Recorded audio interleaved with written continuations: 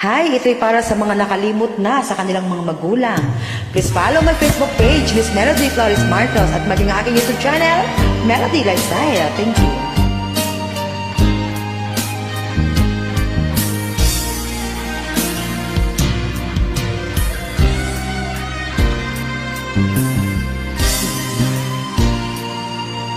Sila pa ba kaya ang ating mamahalin kung makahanap naman tayo ng aasawahin?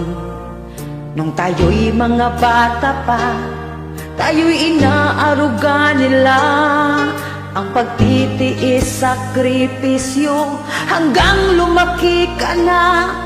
Lahat ginagawa nila upang makapag-aral ka, pero bumukod ka na, nakalimutan mo na sila.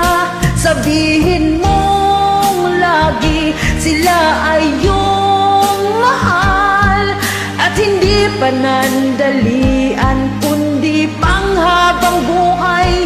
Sila'y nasasaktan, iniwang luhaan.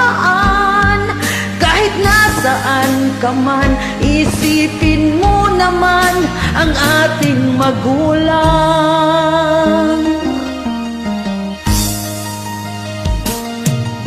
Tumanda na sila, kailangan na ng suporta. Magbigay ka man sa kanila, wag nang isumbat pa. Bakit di na nila kaya, paparinggan mo pa sila. Sana dyan sa puso mo'y mayroon pang kunting awa. Magulang mo pa rin sila kahit paman may galit ka.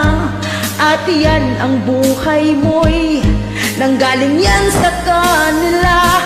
Sabihin mong lagi sila ay iyong mahal, at hindi panandalian kundi panghabang buhay. Sila'y nasasaktan, iniwang luhaan.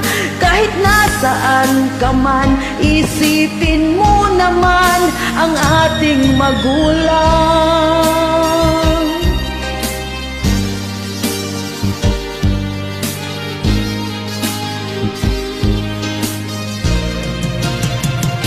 Sabihin mong lagi sila ay iyong mahal, at hindi panandalian kundi panghabang buhay. Sila'y nasasaktan, iniwang luhaan. Kahit nasaan ka man, isipin mo naman ang ating magulang.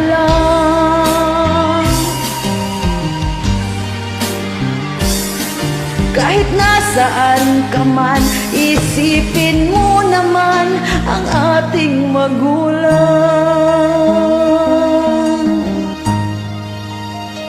God bless everyone. Thank you.